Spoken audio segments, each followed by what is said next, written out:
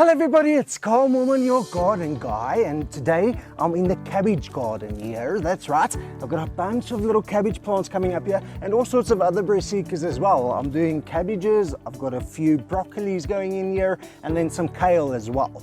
Now, what I'm planning to do here today is transform this garden into what you call a no-dig garden. And basically that entitles mulching deeply with some compost. So I'm going to mulch this garden. You can see there's a whole bunch of weeds all over the place. Now I want to get rid of these guys. Oops, I've actually planted some seeds here as well, but I want to get rid of these boys because they're going to keep on coming.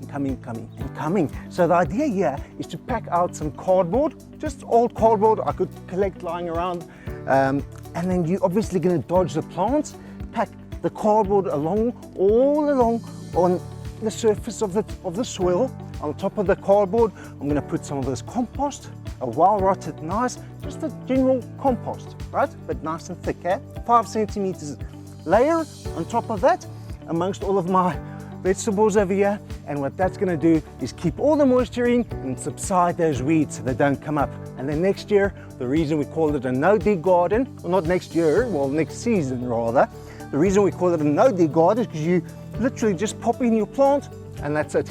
You never come and cultivate the soil. There's always a mulch on top of your soil, protecting the soil temperatures and keeping nutrition available to your plants. So I'm going to jump in here quickly. I'm going to bring you along and show you some of the close-ups. And yes, this is exactly how I plan to keep weeds out of my cabbage garden. And then also, I'm going to be putting over a net, a cover, to protect my plants because you can see in some places they've got some leaf damage.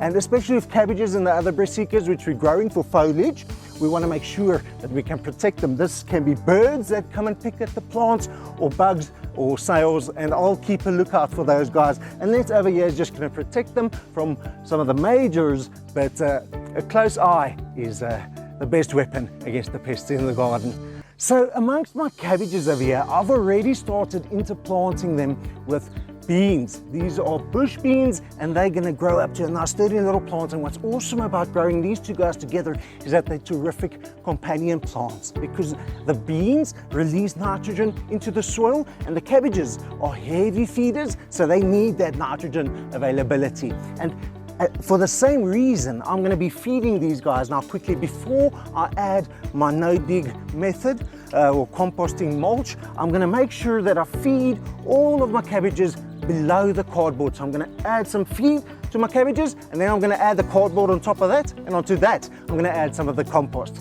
Now I've got some beans in here, I've got some smaller kale in here, I've got some chilies more to the left over here, and then I've also got some lovely squash and melons which I sowed a few weeks ago coming up all along the side here, and as every year I'm going to be training them up here along with the grapes. So that's just another lovely little plant that's going to be between our garden here. And today what I've done is I've sown those seeds directly into the garden bed here. So today I'm just going to be moving them, spacing them very nicely to make sure everybody's got enough light and air to do his thing.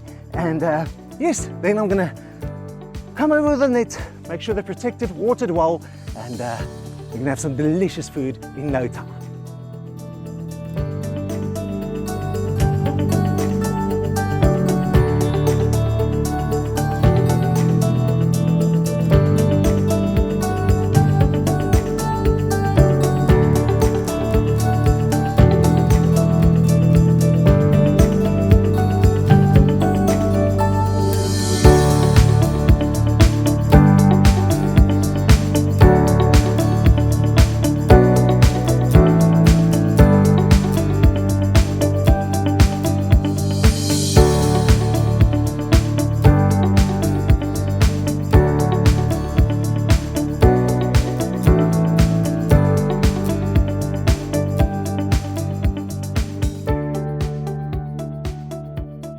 Lovely, so done adding all of our mulch layers, and now all that's left for me to do is come through with these wires. It's just a bent wire, piece of wire with a little circle at the end that I use and stick in on both ends to support our net over here, because these guys are prone to be attacked.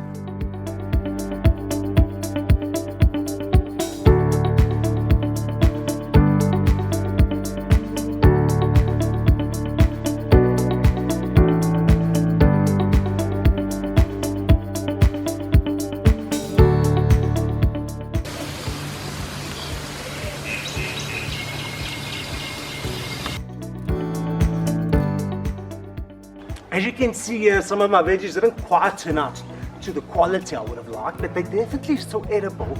And considering this was a summer crop, because broccoli and the cabbages typically are a colder season crop, and so during the warmer season you're bound to have pest issues, and I had a terrible issue here with Christmas beetles that came through and chowed all the leaves, look at that, of my beans. They decimated the blooming things, unfortunately, but I did still get a good produce out of here, or a good harvest. I've been eating the beans right off of the plants because I can't help myself, but there's also a whole bunch of them to harvest here.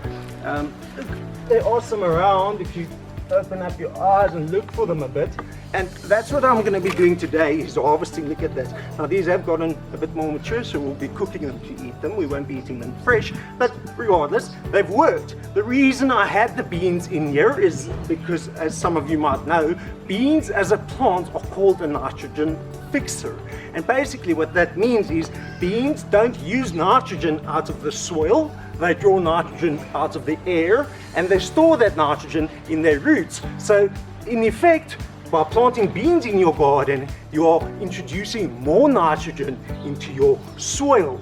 And foliage crops like cabbages that I've got here are heavy nitrogen feeders, so they need more nitrogen, and that's why this is a great combination. Now my cabbages didn't get quite as big as I'd like them, but I'm going to be harvesting them about this size and just tying them like that. And the same with my broccoli. You'll see it's something. It's not exactly store quality, but it's going to be delicious because it's homegrown, right? And there's quite a few of them around, so definitely worth the little bit of space I've allocated to it. You'll see the mulch is held up well.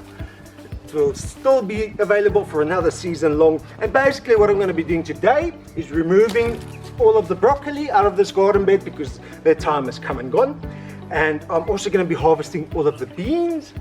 And then what I'll be doing with the plants, the bean plants which are left over, we're simply going to till them back into the soil underneath the mulch, and that's going to make sure we do a green manure or a green composting process by adding nitrogen from the plant itself straight into the soil for the next crop, which will be these beautiful purple little brassicas or purple cabbages, which I'll be planting now in midsummer to mature around autumn, early winter.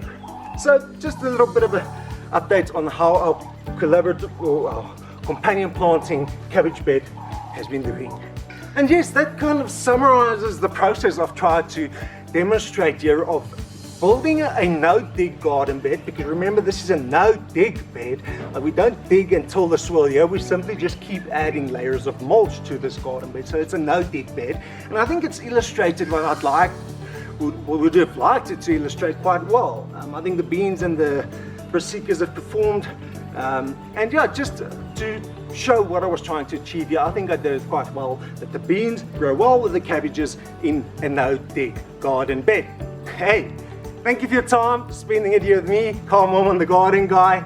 I hope you've learned a bit, or at least got a bit of inspiration from what I've been doing here. And yeah, just again, thank you for spending a bit of your day with me in the garden. Until next time, happy gardening and happy vegetable growing.